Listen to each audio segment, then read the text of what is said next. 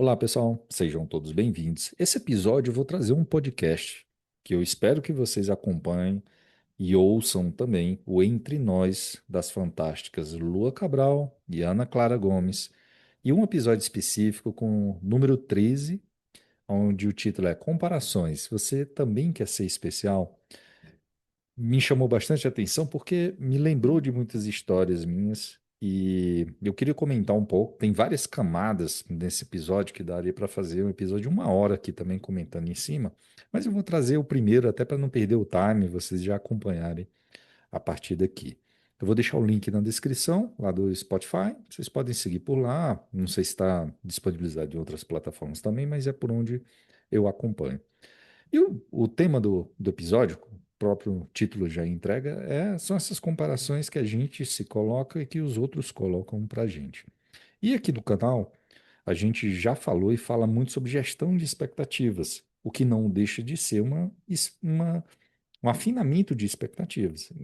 A Lu até fala, em determinado ponto, que ela foi eliminar a expectativa, mas na real o que é que ela quer dizer? É diminuir ou ajustar a expectativa que as pessoas tinham em relação a ela, até para não se frustrar ou não causar uma frustração em outros parentes, etc. Mas eu vou contar aqui. No passado do canal, eu gravei um episódio chamado Sua Família é Seu Primeiro Network e talvez o que mais te sabote. Então, vou deixar o link aqui também. Assiste lá, eu falo um pouco mais sobre isso. Onde lá naquele vídeo eu falo sobre você se afastar daquele familiar, daquele núcleo familiar que te coloca para baixo, que está te sabotando, seja na vida, seja no trabalho, etc. Então eu explico bem e falo bastante lá, porque tem famílias e tem muita pessoa muito liderada no passado que sofre com parentes, pai ou mãe, narcisista. E essa palavra narcisista, ela caiu no senso comum de que qualquer pessoa com um ego um pouco inflamado, as pessoas já chamam de narcisista, o que atrapalha a ciência por trás disso, porque narcisismo é uma doença gravíssima, principalmente para quem sofre nas mãos de um narcisista. E não é igual o TDAH hoje, todo mundo tem TDAH, poucos são clinicados, porque na real as pessoas se colocaram como portadores disso, quando na verdade não fizeram nenhuma análise ou tiveram um laudo comprovando que realmente tem. Então, esse episódio me lembrou muito todos esses fatores de você ter um núcleo familiar que te prejudica emocionalmente até. Eu vou contar aqui uma história do meu passado, até para explicar depois como eu adoto esse posicionamento, principalmente em relação a núcleos mais próximos de mim, a quem eu quero impressionar, o que eu quero se comparar. Porque todo mundo é comparável e não tem aquela história de que, não importa o que os outros pensem de mim. Cara, isso é infantilidade. É claro que importa. O que os outros pensam de você vai impactar, a expectativa deles vai impactar no seu resultado, de qualquer forma. Porque as pessoas se conversam, as pessoas se relacionam, o network existe e as pessoas tomam ações por opiniões de terceiro. Então, mesmo que você ache que a opinião de alguém sobre você não vai te impactar, vai te impactar. Mas, enfim, deixa eu voltar lá atrás. Eu tinha cerca de 8 anos, porque eu entrei na primeira série, né? Eu estou falando anos 80, gente. Então, eu morava em Mombaça, no interior do Ceará, bem Velho Oeste, aproximadamente em 87, por aí. Então, ainda era plena ditadura, finalzinho dela, mas era ditadura oficialmente. Então, tanto que eu estudei moral e cívica ainda. Acho que no ginásio, moral e cívica, enfim, mas eu estava na terceira série e o que aconteceu? Eu comecei a perceber que eu era uma criança diferente. Na segunda série aconteceu um fato, vou confessar um crime aqui há mais de 30 anos, então já prescreveu. Eu era sempre chamado para ajudar na diretoria, na secretaria, e no final da segunda série do primário, eu tinha um colega, filho do coveiro, que era meu vizinho, morava do lado do cemitério da cidade. E ele estava na segunda série, ele já tinha 14 anos, só para vocês terem ideia, quase os 15. Então já tinha bigode, a gente tudo criança, 8 anos, 8 para 9 anos e tal. Como eu sou do final do ano, eu entrei com 6 anos, na época, no primário, Então era, geralmente a primeira série era com 7 anos, eu entrei com 6, porque como eu era um ano antes, minha mãe brigou lá, me colocou mais cedo, porque uma criança é chamada de inteligente. Aí depois eu explico por quê. Mas enfim, deixa eu voltar nessa história. E o que aconteceu? Ele era meu vizinho, amigo, já pra gente adulto, né? Ele já estava na segunda série há muitos anos. E ele estava em recuperação. E nessa época, se eu não me engano, só tinha ele em recuperação, ou devia ter ele mais uma pessoa. E eles faziam na secretaria a prova. Porque as poucas professoras que tinham no final do ano estavam ocupadas ali, aplicando prova de recuperação e ajudando as outras, etc. Eu estava na secretaria fazendo lá alguma ajuda, porque eu gostava de ir para a escola. Olha que criança estranha nessa época. E aí ele me pediu, cara, me dá uma ajuda aqui nessa prova, eu preciso passar, já é muitos anos que eu estou aqui, não sei o quê. E eu peguei a prova dele e cometi. Você vê que eu já era uma criança ali inclinada para o crime, né? Do mundo do crime. Você vê que o ambiente cria, provoca essa índole criminosa. E eu ajudei, só que, porra, eu falei para ele, uma criança sem muito filtro, né? Eu falei, cara, você não é inteligente, todo mundo sabe disso. Então, o que é que eu vou fazer? Você só precisa tirar a média.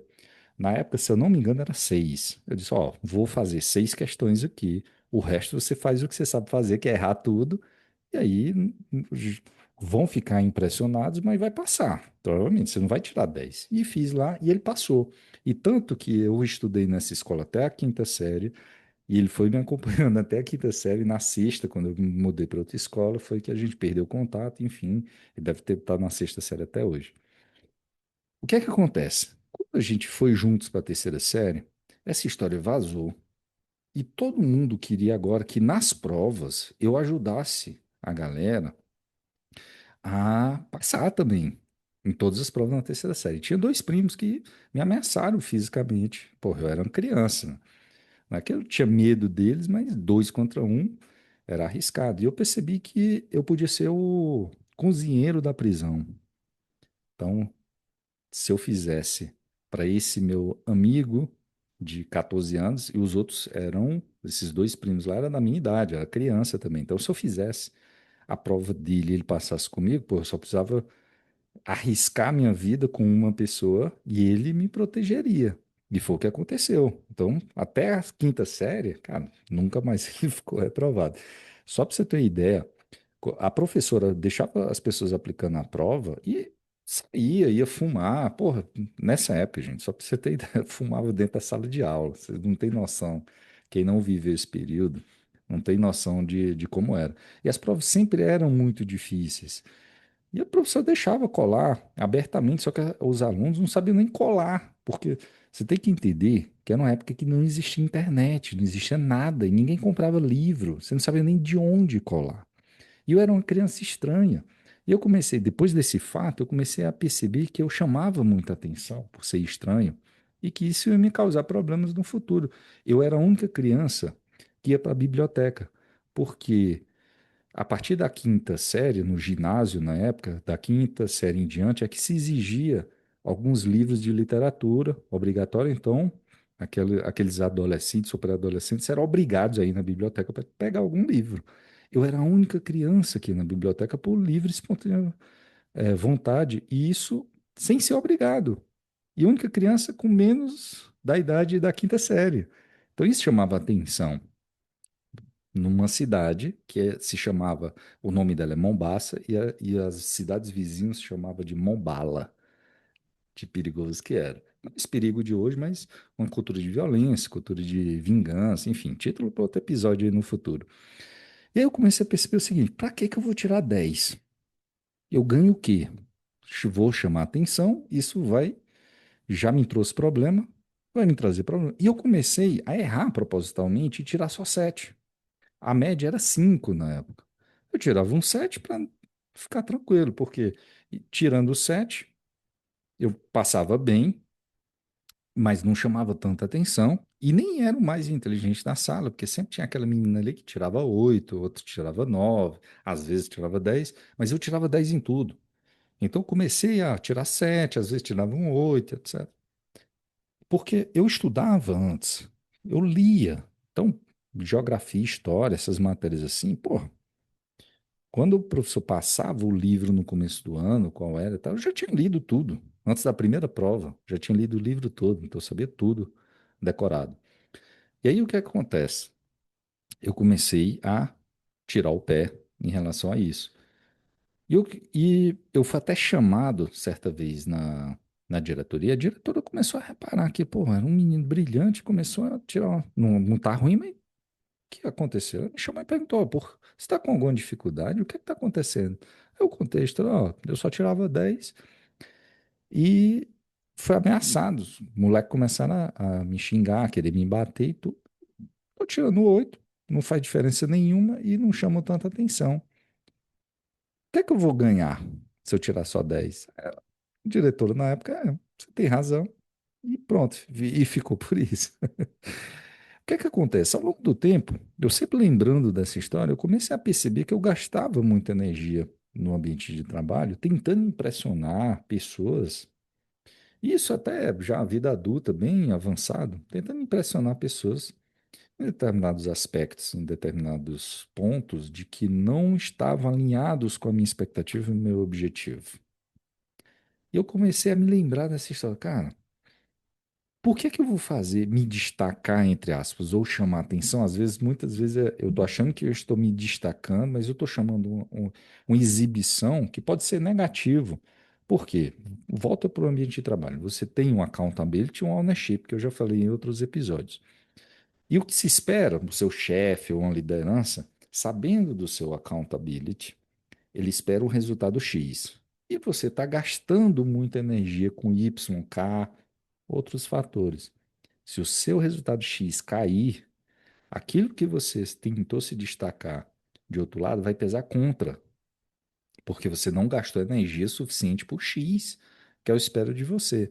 Então eu comecei a aprender ao longo do tempo que, cara, por que que eu vou me destacar em outra coisa ou fazer determinado assunto, que é o que a Lua falou lá de não ter expectativa, na verdade é alinhar a expectativa em atividades que não estão diretamente ligadas para a minha expectativa de resultado, eu abro mão ou não faço ou não espero nenhum reconhecimento, etc., com- em prol disso.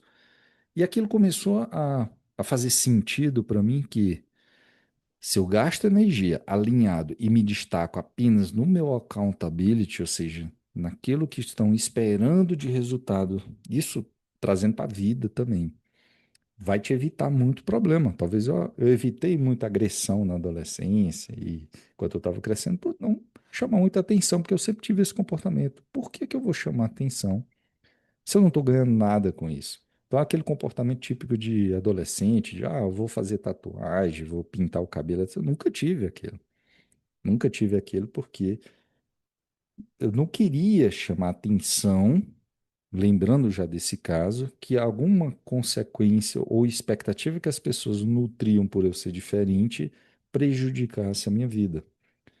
Então, não é que eu me normalizei, simplesmente eu me blindei. Eu evitei que as pessoas construíssem expectativas sobre mim em determinado assunto que eu não tenho controle, no sentido de que esse controle representa uma energia que eu vou gastar, que eu vou desprender e que eu não posso gastar essa energia, porque estão com tem outra expectativa já comprometida.